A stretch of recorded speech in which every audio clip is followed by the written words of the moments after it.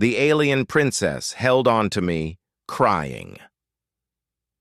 Part 1. Captain Marcus Chen adjusted his formal uniform one last time as his shuttle approached the Zephyrian homeworld.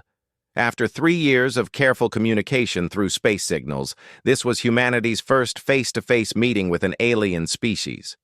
The weight of representing all of Earth sat heavy on his shoulders.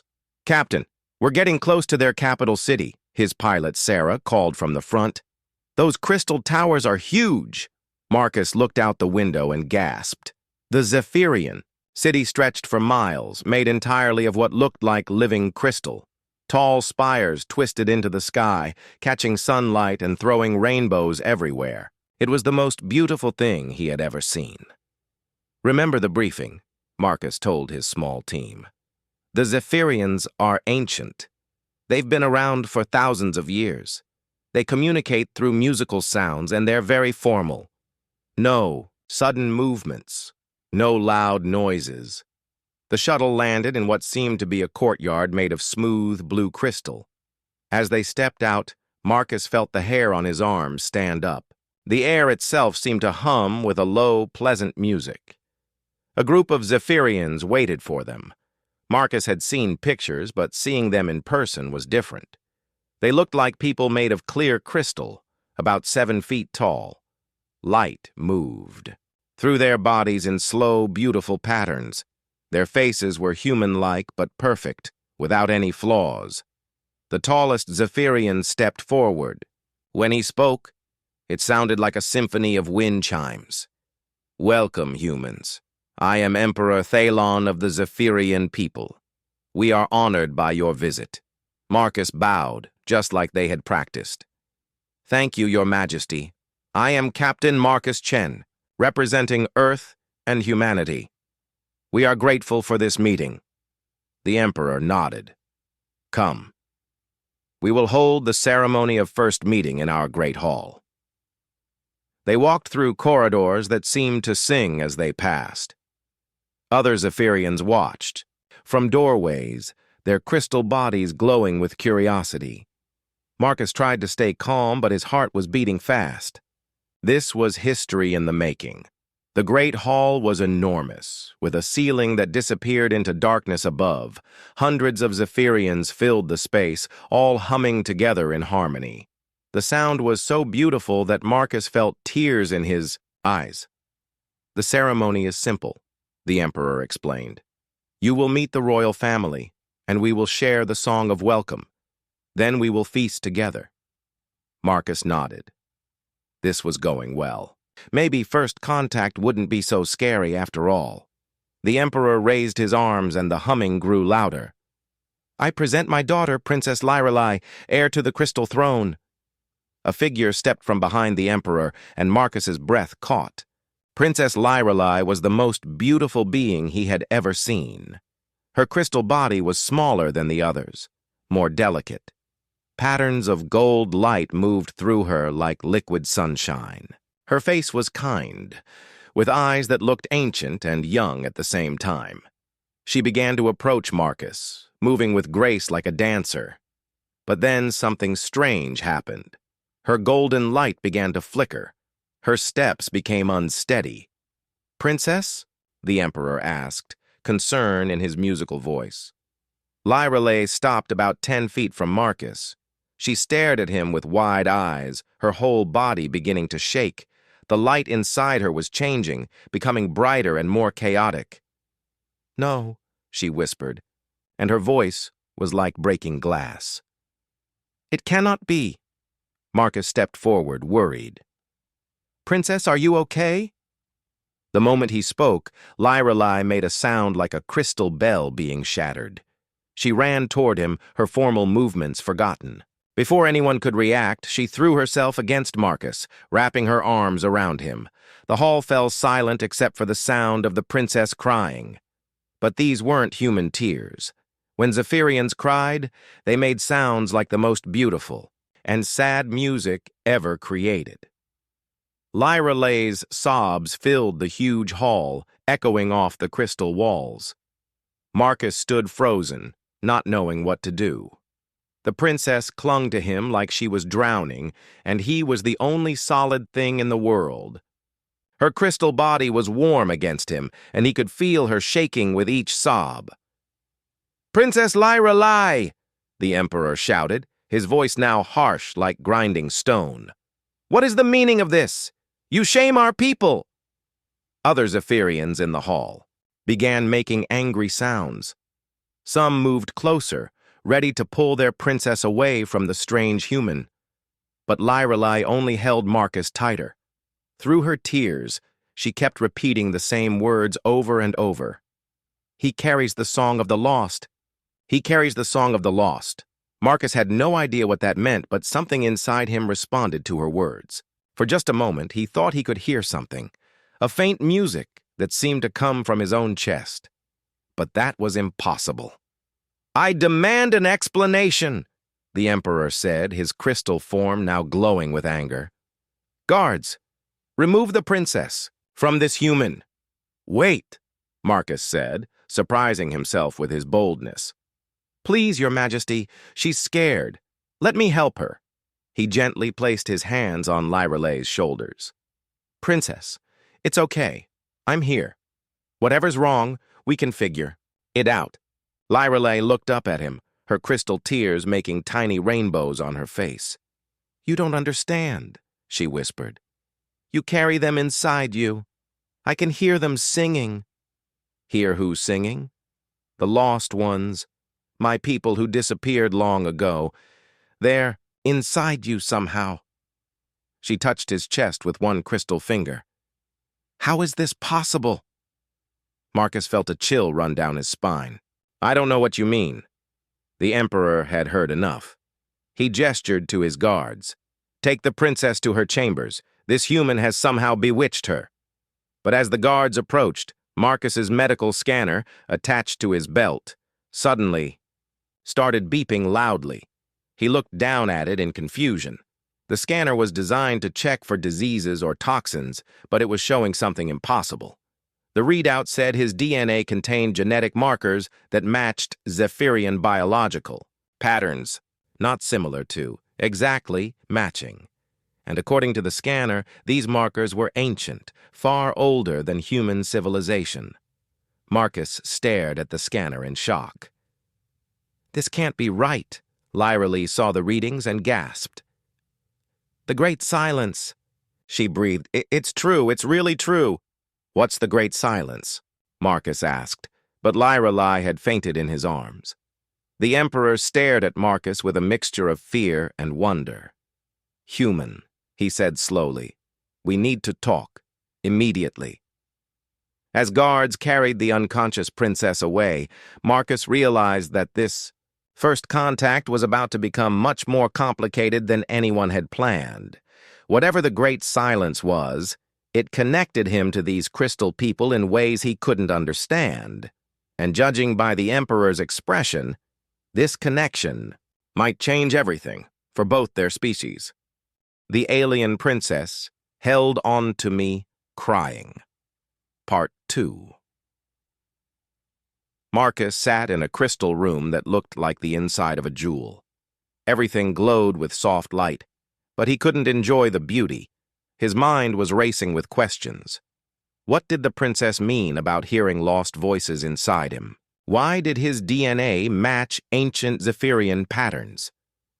Emperor Thaelon sat across from him, his crystal body dim with worry. "Captain Chen, what I am about to tell you must never leave this room without permission." "I understand, Your Majesty." The Emperor was quiet for a long moment, light moving slowly through his body. 5,000 years ago, our people faced something terrible. We call it the Great Silence. It nearly destroyed us completely. Marcus leaned forward. "What happened?"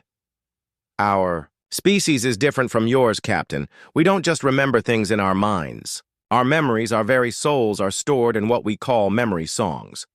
These songs pass from parent to child, generation after generation. Through them, we carry the wisdom and experiences of all our ancestors." "That's amazing," Marcus said. "Like a living library?" "Yes. But during the Great Silence, something went wrong. The memory songs began to fade. Our people started forgetting everything: their names, their families, their purpose. Parents would look at their children and not recognize them. Scholars forgot all their knowledge. Artists couldn't remember how to create. Marcus felt a chill.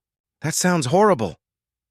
It was worse than death, the Emperor said, his voice like cracking ice. We were alive, but we were empty. In 500 years, our population dropped from billions to just a few million. We were dying as a species, not from war or disease, but from forgetting how to exist. How did you survive? The Emperor stood and walked to the crystal wall. Some of our wisest scientists made a desperate choice. They took the memory songs of millions of our people and converted them into something new: genetic information that could survive even if our crystal bodies died. Marcus's heart started beating faster. Genetic information? They sent this information across the galaxy, hoping that somewhere, somehow, another species would carry our memories forward. We seeded dozens of worlds, Captain. But we never knew if it worked. Until now, Marcus whispered. Until now. The Emperor turned back to him. Your DNA contains memory songs from our lost people. Somehow, your species took our genetic information and made it part of yourself. Princess Lyrelei can hear them singing inside you. Marcus stood up, his legs feeling weak. But that's impossible. Humans evolved on Earth. We have fossil records going back millions of years. Perhaps your evolution was helped, the Emperor said carefully. The memory songs might have guided your development in ways you never knew. Before Marcus could respond, the crystal door chimed softly. A guard entered and bowed. Your Majesty, Princess Lyrelei requests to see the human. She says it's urgent. The Emperor looked troubled. Very well, but stay close. They walked through more singing corridors until they reached a beautiful garden inside the palace. Princess Lyrelei sat beside a fountain made of liquid crystal. She looked much calmer now, but her golden light was still flickering strangely. Father, she said, standing gracefully. Captain Chen, thank you for coming. Princess, Marcus said. Are you feeling better? She smiled sadly. Better? No. But I understand more now. She looked at her father. You told him about the Great Silence? I did. Lyrelei turned to Marcus. May I touch your hand, Captain? I promise I won't lose control again. Marcus hesitated, then held out his hand. The moment her crystal fingers touched his skin, her eyes went wide. So many voices, she whispered. I can hear them all. Scientists, artists, teachers, children. They're all there, preserved in your genetic code. I don't hear anything, Marcus said. That's because you're human. The songs are stored in a way your conscious mind can't access, but they're there, waiting. She squeezed his hand gently. Captain, every human carries pieces of our lost people inside them. Your creativity, your emotions, your ability to adapt, these might all be gifts from our memory songs. Marcus pulled his hand back, overwhelmed. This is too much. You're saying humans aren't really human? No, Lyrelei said quickly.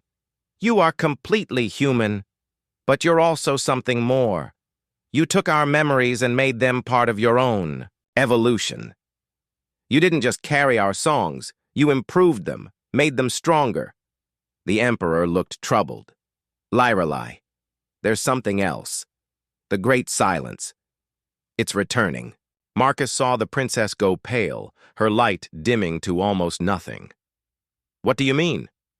3 months ago, the oldest members of our council began forgetting things. Small things at first, names, dates, but it's getting worse. Elder Xiphon couldn't remember his own children yesterday. The memory songs are failing again. Oh no, Lyrelei whispered, her hands shaking. If it's starting with the elders, it will spread to everyone, the Emperor finished. We have perhaps 6 months before our entire species loses itself again. This time, there might be no survivors. Marcus felt sick. Is there anything we can do? Lyrelei looked at him with desperate hope. Maybe. Captain, what if we could reconnect with the memory songs you carry? What if humans could help us remember who we are? How? I don't know yet. But when I touched you, I didn't just hear the old songs. I heard new ones, human songs mixed with Zephyrian memories. It was beautiful. It was like our lost people had grown and changed and become something wonderful. The Emperor was shaking his head. It's too dangerous. We don't understand how the human genetic code works. We could kill him trying to extract the memories. I'm not talking about extraction, Lyrelei said. I'm talking about partnership, working together. Suddenly, alarms began ringing throughout the palace. The crystal walls flashed red warnings. A guard ran into the garden. Your Majesty, ships are approaching the capital. It's the purest fleet, the Tiu. Emperor's light flared with anger. The purists. Here. Who are the purists? Marcus asked. Zephyrians who believe our species should remain pure, Lyrelei explained quickly. They think any contact with other races is contamination. They don't know about the memory songs, the Emperor said grimly. If they find out what you carry, Captain, they'll try to kill me, Marcus finished. Worse, they'll try to kill all humans. They'll see your entire species as a threat to Zephyrian purity. More alarms rang out. Through the crystal walls, Marcus could see ships landing in the palace courtyard. Soldiers in dark crystal armor were pouring out. We need to get you to safety, Lyrelei said, grabbing Marcus's arm. No, Marcus said, surprising himself. If these memory songs can save your people, then we need to figure out how to use them. Running won't solve anything. Captain, the Emperor said urgently, you don't understand. The purists have been waiting for an excuse to attack other species. If they capture you, then don't let them capture me, Marcus said. Help me understand what I'm carrying. Help me figure out how to save your people. Lyrelei stared at him with amazement. You would risk your life for a species you just met? Wouldn't you? Before she could answer, the garden doors exploded inward. Purist soldiers rushed in, their weapons glowing with deadly energy. By order of the Pure Council, their leader announced, all aliens will be detained. The contamination of our world ends now. Marcus stepped protectively in front of Lyrelei as the soldiers surrounded them. Whatever happened next, he knew there was no going back. The fate of 2 species now hung in the balance. The alien princess held on to me, crying. Part 3. The purist soldiers moved closer, their weapons humming with deadly energy. Their leader, a tall Zephyrian with dark red crystal armor, pointed at Marcus. This alien pollutes our sacred world with his presence, the leader declared. Commander Valorian of the Pure Council orders his immediate removal. Emperor Thalon stepped forward, his crystal body blazing with royal authority. Stand down, Captain Nexus. I am still Emperor here. Not for long, Captain Nexus replied coldly. The Pure Council has decided. All alien contact ends today. This human will be taken for questioning. Marcus felt Lyrelei tense beside him. He could see the fear in her crystalline features. These purists didn't just want to arrest him, they wanted to hurt him. I won't let you take him, Lyrelei said, stepping between Marcus and the soldiers. Captain Nexus laughed, a sound like grinding glass. Princess, your weakness disgusts the council. Crying over an alien creature, you shame our bloodline. You don't understand, the Emperor said desperately. This human is important. He carries... Silence, Nexus snapped. Whatever lies this alien has told you, they end now. Marcus made a quick decision. He grabbed Lyrelei's hand and whispered, Can you get us out of here? She nodded slightly. The memory chambers, underground. Follow me. Before the purists could react, Lyrelay pressed her hand against the crystal wall. A hidden door opened, revealing a passage that glowed with soft blue light. "Stop them!" Nexus shouted. Energy blasts hit the wall behind them as Marcus and Lyrelay ran into the passage. The Emperor followed, sealing the door with his royal codes. "This way leads to the deepest part of the palace," Lyrelay explained as they hurried down crystal stairs. "The purists don't know about it." "How long do we have?" Marcus asked. "Not long," the Emperor replied grimly. "Nexus will bring in scanners. They'll find us within an hour." They reached the bottom of the stairs and entered a vast underground chamber. Marcus stopped and stared in wonder. The room was filled with thousands of crystal pillars, each one singing with a different note. Together, they created the most beautiful music he had ever heard. "The memory archive," Lyrelay said softly. "This is where we keep the few songs that survived the Great Silence." Marcus walked between the pillars, feeling drawn to them. "It's incredible. Each pillar contains the memories of one family line," the Emperor explained. "Births, deaths, love, loss, knowledge, art, everything that made our people who they were. But so many are dark," Marcus noticed. About half the pillars were silent and black. "Those are the lines we lost during the Great Silence," Lyrelay said sadly. "Millions of voices, gone forever." Marcus touched one of the dark pillars and felt a strange sensation, like electricity running through his fingers. "Wait, something's happening!" Lyrelay gasped. The dark pillar was beginning to glow with faint light. Soft music started to play from it, a lullaby that sounded both alien and somehow familiar. "That's impossible," the Emperor breathed. "That pillar has been silent for 3,000 years. Marcus pressed both hands against the crystal. The glow grew brighter and the music became clearer. "I can feel something, like memories that aren't mine." "The memory songs in your DNA," Lyrelay said excitedly. "They're connecting with our archive." More dark pillars around Marcus began to light up. The chamber filled with music that hadn't been heard for millennia, songs of children playing, lovers meeting, scholars discovering new truths, the lost. Voices of the Zephyrian people were singing again. "This is it," Lyrelay whispered, tears of joy streaming down her crystal face. "This is how we can save our people. Humans don't just carry our memories, you can restore them." But the Emperor looked worried. "The energy required for this... Marcus, how do you feel?" Marcus realized he was exhausted. His hands were shaking and he felt like he had run a marathon. "Tired. But it's working, isn't it?" "Yes, but at what cost?" The Emperor helped Marcus sit down. "If connecting with a few pillars takes this much energy, what would happen if you tried to restore all of them?" Before Marcus could answer, explosions echoed from above. The purists had found them. "We need to leave," the Emperor said urgently. "No," Marcus said, struggling to stand. "We need to finish this. How many people could we save if we restored all the memory songs?" "Billions," Lyrelay said. "But Marcus, it might kill you. And if I don't try, your entire species dies anyway." Marcus looked at the glowing pillars around him. "There has to be another way. What if I didn't have to do it alone?" "What do you mean?" Marcus thought about everything he had learned.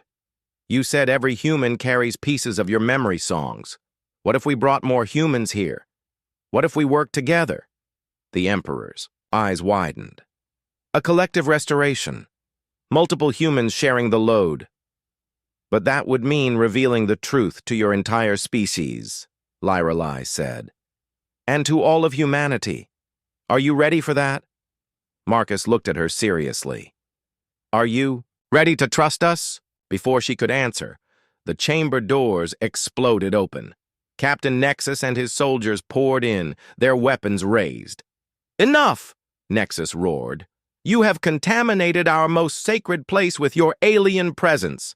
He saw the glowing pillars. and his face twisted with rage. "What have you done? What sorcery is this?" "It's not sorcery," Marcus said, standing up despite his exhaustion. "It's science, and it's the only way to save your people." "Lies!" Nexus raised his weapon. "Our people need no saving from aliens." "Then explain this," the Emperor said, pointing to the growing music around them. "These are memory songs that have been silent for thousands of years. This human restored them."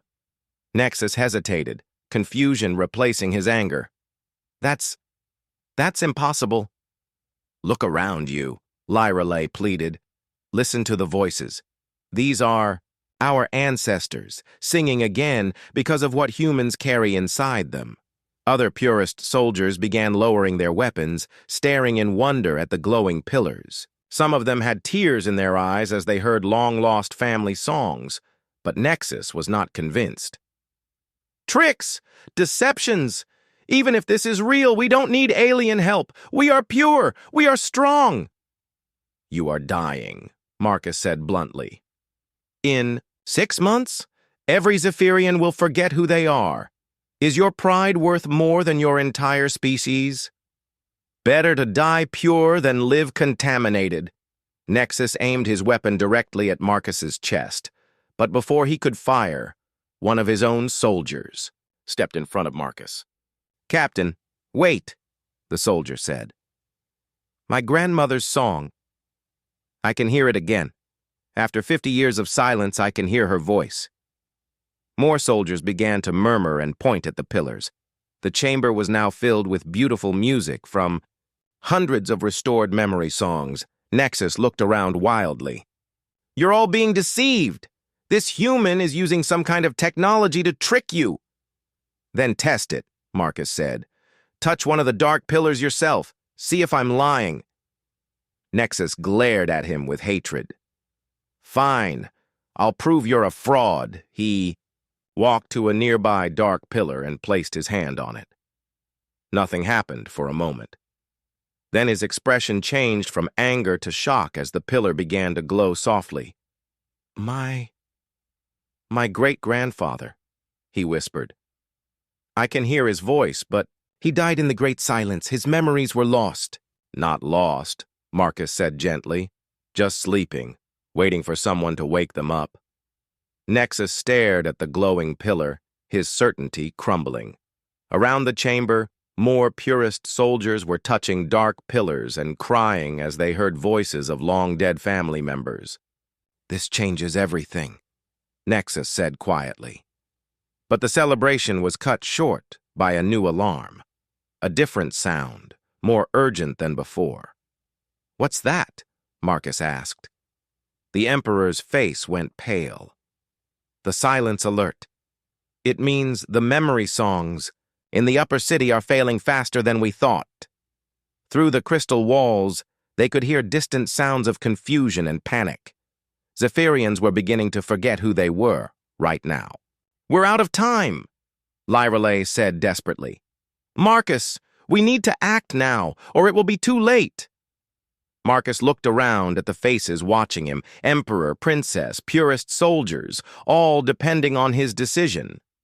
The weight of 2 entire species rested on his shoulders. "Then let's save everyone," he said. The alien princess held on to me, crying. Part 4. The sounds of panic grew louder from the city above. Through the crystal walls, Marcus could hear Zephyrians calling out in confusion, their beautiful voices filled with fear as they forgot their own names. "How long do we have?" Marcus asked, his heart racing. Emperor Thalon touched a communication crystal on the wall. Voices poured through, reports from all over the capital city. "The memory failure is spreading fast," he said grimly. "The northern district has lost 30% of their memory songs in the last hour. Families don't recognize each other. Children are wandering the streets, calling for parents who don't remember them." Marcus felt sick.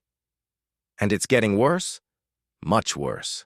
At this rate, the entire city will be lost by morning." Lyrelay grabbed Marcus's arm. "We have to try the mass restoration now. It's our only chance." but I almost passed out just touching a few pillars, Marcus said. How can I restore thousands of them? You can't, Captain Nexus said quietly. The purist leader had been standing silently, staring at the glowing pillar that held his great-grandfather's voice. Not alone. Everyone turned to look at him. His red crystal armor seemed dimmer now, less threatening. What do you mean? The Emperor asked. Nexus took off his helmet, revealing a face marked with crystal tears. I was wrong. About everything. If this human can truly save our people... He looked directly at Marcus. What do you need? Marcus thought quickly. I need more humans. My ship has a crew of 12. If we could bring them here... Impossible, the Emperor said. Your ship is surrounded by purist forces. They'll never let it land. Then we go to them, Leerily said suddenly. The old transport tunnels, under the city. They connect to the spaceport. Those tunnels were sealed decades ago, Nexus pointed out. I can unseal them, she replied. Princess codes override the locks. Marcus shook his head. Even if we reach my crew, how do we get them back here without the other purists stopping us? Nexus stepped forward. You leave that to me. My soldiers aren't all fanatics. When they see what you've done here, when they hear their ancestors singing again, he gestured to the glowing pillars around them. They'll help. Are you sure? Marcus asked. I'm sure that watching my people forget themselves is worse than any loss of purity. Nexus put his helmet back on. I'll buy you time. The Emperor nodded slowly. Very well. Leerily, take Marcus through the tunnels. I'll coordinate from here and try to slow the memory failure as much as possible. How can you slow it? Marcus asked. Emergency protocols. We can put affected Zephyrians into crystal sleep, a kind of stasis. It won't stop the memory loss, but it will pause it. For how long? Maybe 6 hours. 8 at most. Marcus felt the pressure building. 8 hours to save an entire species. Then we better hurry. Leerily led him to another hidden door as they entered the tunnel. Marcus could hear Nexus talking to his soldiers above. Listen to me, the purist captain was saying. Everything we believed was wrong. This human isn't our enemy. He's our salvation. The tunnels were narrow and dark, lit only by emergency crystals. Marcus and Leerily ran through them as fast as they could, the sound of their footsteps echoing off the walls. Marcus, Leerily said as they ran, there's something I need to tell you about the restoration process. What? It's not just about touching the pillars. To fully restore the memory songs, you'll need to link your consciousness with our archive system. It means opening your mind completely to thousands of years of Zephyrian memories. Marcus stumbled, slightly. What does that mean exactly? It means you could lose yourself, she said quietly. The human part of you might be overwhelmed by all our experiences and thoughts. You might forget who you are. They reached a junction in the tunnel and stopped. Marcus stared at her in the dim crystal light. You're saying I might not survive? This mentally? I'm saying there's a risk. A big one. Tears formed in her eyes again. I can't ask you to take that chance. Marcus was quiet for a long moment. Above them, they could hear more sounds of panic, a city forgetting itself piece by piece. What about my crew? He asked finally. Would they face the same risk? If they help with the restoration, yes. All of you would be linking your minds to our memory system. Marcus thought about his team. Sarah, his pilot, who had 2 kids back on Earth. Dr. Kim, who was supposed to get married next month. Young Tommy, the engineer who was only 23. I can't ask them to risk their minds, he said. Then we find another way. There is no other way, is there? Marcus looked at her seriously. It's this, or your people die. Leerily nodded sadly. Marcus started running again. Then we better make sure it works. They reached the end of the tunnel after 20 minutes of hard running. Lirelai opened another hidden door, and they emerged in an abandoned building near the spaceport. Through the windows, Marcus could see his ship surrounded by Purist vessels. But something was different. Many of the Purist soldiers were talking in groups instead of standing guard. Some were pointing at the city, where crystal towers were flickering between light and darkness. "The memory failure," Lirelai whispered. "They can see it happening." Marcus activated his communicator. "Marcus to shuttle. Sarah, can you hear me?" Static crackled. Then Sarah's voice came through. "Captain, thank God. Are you okay?" "There are alien ships everywhere, but they seem distracted by something." "I'm fine. Sarah, I need you to listen carefully. Can you get the crew together without alerting the ships around you?" "Maybe." "What's going on?" Marcus took a deep breath. "I'm about to ask you all to risk your lives to save an entire alien species." "Sir? There's no time to explain everything, but these people are dying, and we're the only ones who can help them. It's dangerous. We could lose our minds in the process." The communicator was quiet for a moment, then Sarah's voice came back, firm and determined. "Captain, when we signed up for this mission, we knew we might not come home. If these people need our help, then that's what we're here for." Marcus felt his throat tighten with emotion. "Sarah, besides," she continued, "the other crew members are listening. Tommy just said, and I quote, 'Let's go save some aliens.' Dr. Kim is nodding. Jenkins is already suiting up." "You don't understand the risks." "Captain," Dr. Kim's voice joined the channel. "With respect, we understand that an entire species is about to die.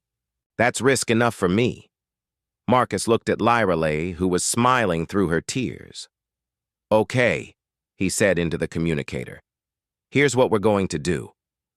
But before he could explain, the building shook with a massive explosion. Through the window, they saw Purist ships firing on each other. Nexus had kept his word. He was creating a distraction. "Now or never," Lirelai said. Marcus grabbed her hand. "Then let's go save everyone." They ran toward the spaceport as the battle raged. Above them, carrying the hope of two species on their shoulders. The alien princess held onto me, crying. Part 5 explosions lit up the sky as Marcus and Lirelai ran through the chaos of the spaceport. Purist ships were fighting each other, those loyal to Nexus against those still following the old ways. Energy blasts streaked overhead like deadly fireworks. "There!" Lirelai pointed to Marcus's shuttle, which was taking off from its landing pad. "They're coming to get us!" The shuttle landed nearby and the door opened. Sarah leaned out, her face grim, but determined. "Get in! We've got about 2 minutes before more Purist ships arrive." Marcus and Lirelai jumped inside. The rest of his crew was there. Dr. Kim, Tommy the engineer, Jenkins the communications officer, and 8 others. They all looked scared but ready. "Captain," Dr. Kim said as the shuttle lifted off, "we heard some of what's happening on the radio. An entire species losing their memories?" "It's worse than that," Marcus said, breathing hard. "They're depending on us to save them. But the process could erase our own minds." Tommy, barely out of college, spoke up. "So we might forget who we are?" "You might forget everything," Lirelai said sadly. "Your families, your home, your own names. The human part of you could be lost forever." The shuttle shook as energy blasts passed close by. Sarah was flying like her life depended on it, dodging between crystal towers. "Anyone who wants out, say so now," Marcus announced. "No shame in it. This isn't what you signed up for." The crew looked at each other. Jenkins, the oldest member at 55, cleared his throat. "Captain, my daughter died in a car accident 2 years ago. If I forget her, if I lose those memories." He paused, then straightened up. "But if I don't try to help, and an entire species dies because of it, I'll never forgive myself. I'm in." One by one, the others nodded. Even Tommy, who looked terrified, said, I'm too young to be wise, but I'm not too young to do the right thing. Marcus felt proud and scared at the same time. Okay, Lyrelay, how do we get back to the memory chamber? Emergency transport pad on the palace roof, she said. If we can reach it. The shuttle raced through the city, and Marcus could see the memory failure spreading. Entire districts were going dark as crystal towers lost their light. Zephyrians wandered the streets looking lost and confused. They reached the palace as the sun was setting. The building was flickering between light and darkness. Even the royal family's memories were beginning to fail. Emergency stasis is holding in some areas, Lyrelay reported, reading crystal displays. But we have maybe 4 hours before total failure. They reached the memory chamber to find chaos. Emperor Thalon was there with Captain Nexus and dozens of Zephyrian technicians. The chamber now held both glowing and dark pillars, but more were going dark every minute. "Marcus!" the Emperor called out. "The failure is accelerating. We need to start now." "How does this work?" Sarah asked, looking around at the thousands of crystal pillars. Lyrelay led them to the center of the chamber, where a large crystal platform waited.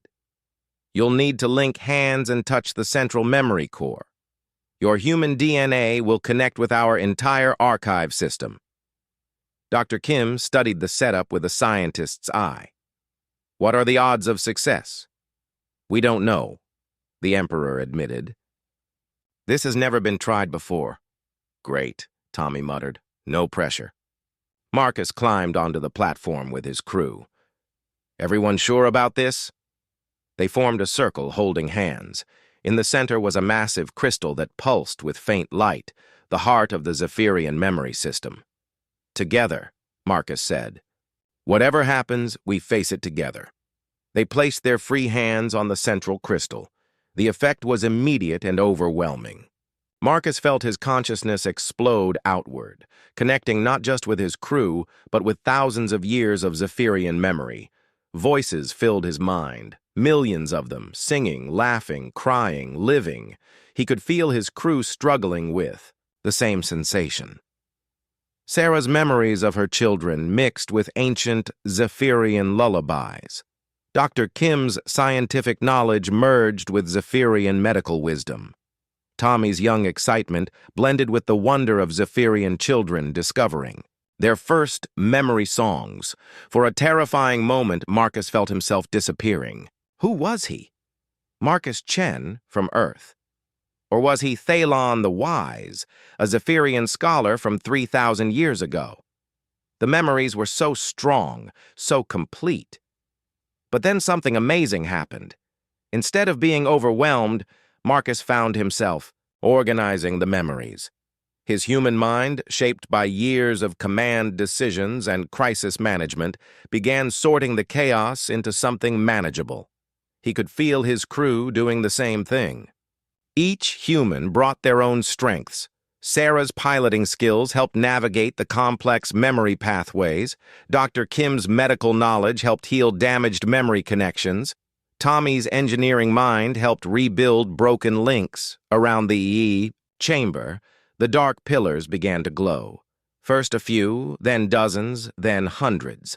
The lost voices of the great silence were singing again, but they weren't just the same old songs.